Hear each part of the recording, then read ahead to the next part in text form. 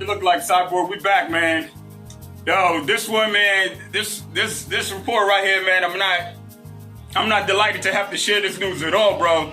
We talking about Jared Anderson's versus Bakole, man. I was really rooting for the kid, man. He walked into the fight 17-0. I was really confident that he was gonna pull out that 18th win, man. Just really get in there, style and profile like we used to seeing him doing. But different situation this time, man. Bakole showed up, man. What can I say? The dude, like, he made me eat all my words, man, because I was really thinking, like, Bakole is a tough dude on paper, but all the showmanship and the styling, the profiling, the hard hitting, the good technique, the patience, the endurance, the will to win that Anderson's been showing, man. My fault, I didn't see the same thing and Bakole all this time, and not that it wasn't there, I just wasn't looking. I wasn't checking for the shit. And this motherfucker showed up, man, and shut shit down. I mean, shut shit down. This motherfucker came through with some fucking bazooka hands, man. Like some fucking, this motherfucker was beating on Anderson like he was his uncle or some shit. This motherfucker had some 2x4s in them fucking arms, man. Remind me kind of like fucking George Foreman, some Tyson Fury type of hits, you know what I mean? Like when this motherfucker hit you, you feel the shit in your soul and shit. But I was really rooting for Jared Anderson, man. Dude is off to a good trajectory. His career is blossoming pretty well. He's putting on some really good shows. He's fun to watch, man. Good technique, good speed, manages his distance well, combinations like crazy, and very, very active for a big guy, man. He moves, in terms of heavyweights, man.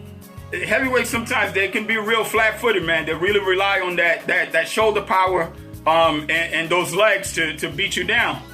But when you see a heavyweight that can actually move, they're limber on their feet, and they're not static, man. They're not boring. They don't just have power. When you see one that don't just have power, like a Usyk, Usyk to me still kind of, he's in that cruiserweight area of weight, but he's a heavyweight and he moves, so it makes a big difference, man. It's a lot of fun to watch an active fighter to move around and put in work, and you gotta, you as an opponent, you gotta worry about more than just hands. Like this dude's footwork is all over the place. He's got good angles, he's got good laterals, he got all this shit for you to just have to pay attention to. So it makes for a more exciting fight.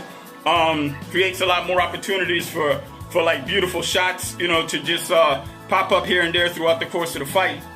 But again, man, this news, you know what I mean? I'm not at all like delighted to share it. You know what I mean? Shout out to Bakole because he gave us a good fight. The dude did what he's supposed to do.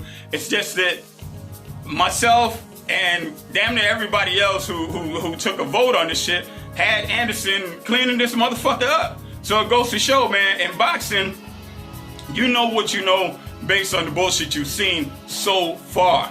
After that shit, whatever the other dude is planning and plotting with his team in the training camp, the better they execute that, the more these motherfuckers gonna surprise you, man. But just shout out to Jared Anderson, man.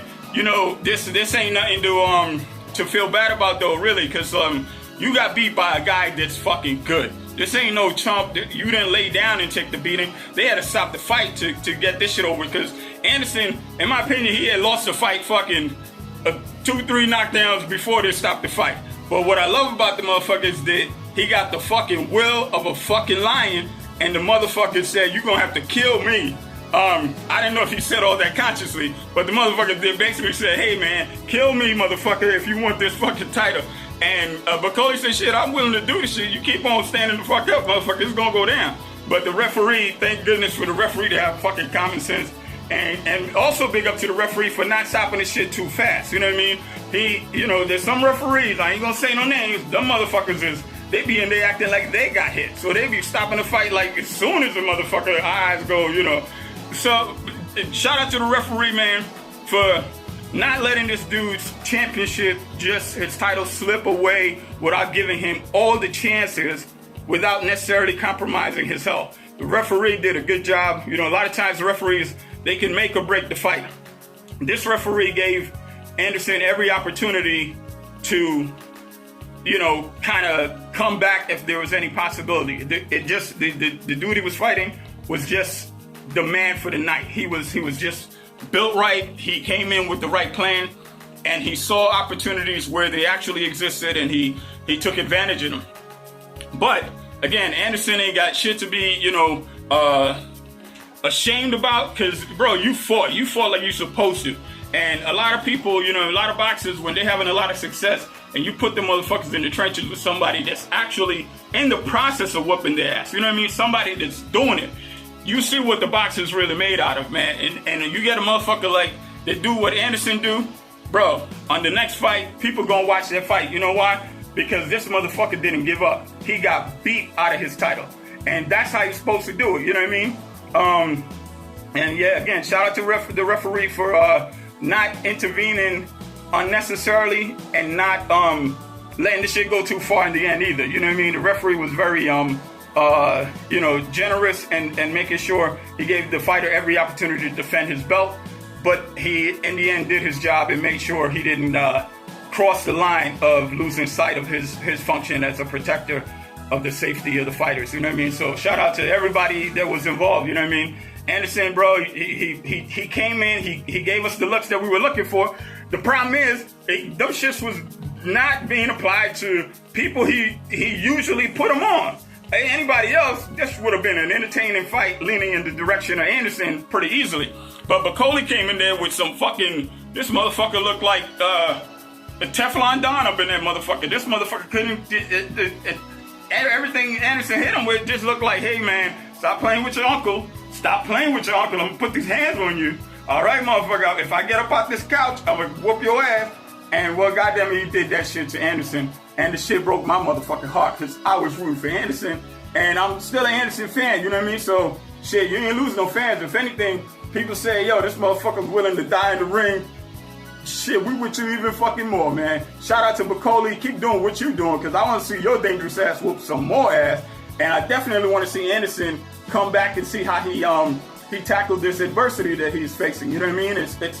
It could be a very good blessing in disguise, man, to get your ass whooped while you on top of the world and you still young enough to learn some new shit and you got energy to make that new shit work. So shout out to both of these motherfuckers. Shout out to everybody involved. Again, that shit broke my motherfucking heart, man. I'm out here clutching my motherfucking pearls because I was talking some good shit before this fight.